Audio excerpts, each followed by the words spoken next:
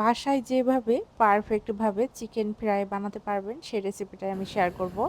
আর এই রেসিপিতে আমি কিছু সিক্রেট টিপসও শেয়ার করব। আশা করছি ভালো লাগবে। আর এভাবে কিন্তু চিকেন ফ্রাই একদিন বানিয়ে আপনারা মাস জুড়ে ফ্রোজেন করে রেখে খেতে পারবেন। উপরটা অনেক বেশি ক্রিস্পি হয়ে থাকে আর ভিতরটা জুসি। আশা করছি পুরো রেসিপি ভালো লাগবে। মিডিয়াম কাট করে কেটে নিয়েছি চামড়া সহ মুরগির মাংস। এখানে আপনারা বড় বা ছোট করে কেটে নিতে পারবেন। হাফ টেবিল চামচ করে আদা এবং রসুনের গুঁড়া দিয়েছি। 1 চা চামচ পেঁয়াজের গুঁড়া দিয়ে দিচ্ছি। হাফ চা চামচ সাদা গোলমরিচের গুঁড়া, 1 টেবিল চামচ লাল মরিচের গুঁড়ো, হাফ টেবিল চামচ ধনিয়ার গুঁড়ো, ম্যাগি সস দিয়ে দিচ্ছি হাফ টেবিল চামচ, হাফ টেবিল চামচ দিয়ে দিচ্ছি ওয়েস্টার সস, টমেটো সস দিয়ে দিচ্ছি হাফ টেবিল চামচ পরিমাণে। এই রেসিপিতে আমি যে উপকরণগুলো ব্যবহার করেছি সবগুলাই দেওয়ার চেষ্টা করবেন। এখানে চিকেন পাউডার নিয়ে নিচ্ছি আমি 1 টেবিল চামচ পরিমাণে। আর এটা কিন্তু অনেক পরিমাণে দাম। আমার 1 প্যাকেট নিয়েছে 900 টাকা। তো আমি দেখিয়ে দিলাম। এখান থেকে 1 টেবিল চামচ পরিমাণেই দিয়ে দিচ্ছি। সাথে আমি দিয়ে দিব সয়া সস হাফ টেবিল চামচ পরিমাণে। স্বাদ মতো লবণ দিয়ে দিচ্ছি। এরপরে গরম মশলার গুঁড়া দিচ্ছি হাফ চা চামচ পরিমাণে। এখন হাত দিয়ে ভালো করে মিশিয়ে নিতে হবে। এখান থেকে একটা সসও কিন্তু বাদ দেওয়া যাবে না। ভালো করে মেখে নেওয়া হয়ে গেলে এখানে ডিম দিয়ে দিব একটা। ডিমের পরিমাণ যদি চিকেনের পরিমাণ বাড়ান সেক্ষেত্রে ডিমের পরিমাণ বাড়িয়ে দিবেন।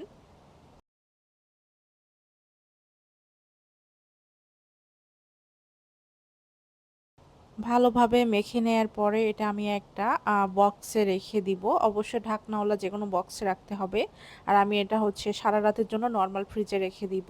ভালো রেজাল্ট পেতে অবশ্যই কিন্তু চিকেনটা এভাবে মেরিনেট করে একদিন ফ্রিজে রেখে দিবেন। এরপর একটা পাত্রে নিয়ে নিচ্ছি 1.5 কাপ পরিমাণ ময়দা, হাফ কাপ কর্নফ্লাওয়ার, মরিচের গুঁড়ো হাফ চা চামচ, এখানে আমি লবণ দিয়েছি পরিমাণ মতো, সাদা গোলমরিচের গুঁড়ো দিয়ে দিচ্ছি হাফ চা চামচ, আদা রসুন এবং পেঁয়াজের গুঁড়া দিয়েছি হাফ টেবিল চামচ করে। চিকেন পাউডারও কিন্তু দিয়েছি এখানে হাফ টেবিল চামচ পরিমাণ। ভালো করে মিশিয়েও নিয়েছি। অবশ্যই চিকেন পাউডার ব্যবহার করতে হবে।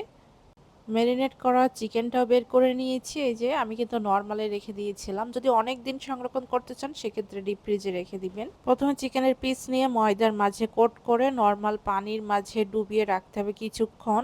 যে কয় পিস ভেজে নিব সেই কয় পিস প্রথমে ময়দা দিয়ে ভালো করে কোট করে নিয়েছি। এরপরে নরমাল পানির মাঝে রেখে দিয়েছি। আর এক্ষেত্রে কিন্তু একটু হাত এবং চামচগুলো নোংরা হবে। পানি থেকে চিকেনগুলো উঠিয়ে সরাসরি আবারও ময়দার যে মিশ্রণ সেটার মাঝে ভালো করে কোট করে নিতে হবে, এমন হাত দিয়ে চেপে চেপে। এরপর উপর থেকে ময়দাগুলো ঝেড়ে ফেলে দিবেন। আর এক্সট্রা হচ্ছে গায়ে যেগুলো লেগে আছে দেখবেন খুব এক সুন্দর একটা লেয়ারের মতো তৈরি হয়েছে। ঠিক এভাবে করে সবগুলো হচ্ছে আমি কোট করে নিচ্ছি এবং একটা বাটিতে রেখে দিচ্ছি। আর এটা কিন্তু বানানোর পরপরই ভেজে নিতে হবে, তা না হলে শেপটাই পরিবর্তন বা চেঞ্জ হয়ে যাবে। ভাজার জন্য তেল নিয়ে নিতে হবে, ডুবো তেলে ভাজতে হবে। অল্প তেলে কিন্তু চিকেন ফ্রাই ভাজা যাবে না। ভালোভাবে তেল গরম করে এরপরে চিকেনটা দেওয়ার পরপরই চুলার আঁচটা একদম কম আঁচেই রাখতে হবে। আর যেহেতু কর্নফ্লাওয়ার দেওয়া এ কারণে কালারটা আসতেও অনেক দেরি হবে। বেশ কিছুক্ষণ হচ্ছে আমি রেখে দিয়েছিলাম। তারপর 4 থেকে 5 মিনিট পরে উল্টে পাল্টে আমি নিয়েছি। চিকেন ফ্রাইটা যখন এমন কালার চলে আসবে তখন ঝাঁঝরিতে উঠিয়ে 30 সেকেন্ডের মতো উপরে রেখে দিব তেল থেকে। 30 সেকেন্ড পরে আবারও গরম তেলে দিয়ে আমি 3 থেকে 4 মিনিট ভেজে নিয়েছি একদমই কম আঁচে। এরপর কিন্তু উঠিয়ে নিচ্ছি। আর দেখেই বুঝতে পারছেন এটার কালারটা কত সুন্দর এসেছে। ঠিক কেএফসিতে আমরা যে চিকেন ফ্রাই খাই সেটার মতোই কিন্তু কালার এসেছে এবং টেস্ট আলহামদুলিল্লাহ অনেক ভালো ছিল।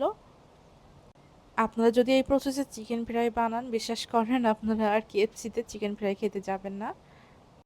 আর মশলাগুলোর দাম একটু বেশি নিলেও যে পরিমাণ মশলা আপনারা একবার কিনে রাখবেন অনেক দিন ধরেই কিন্তু বানিয়ে খেতে পারবেন।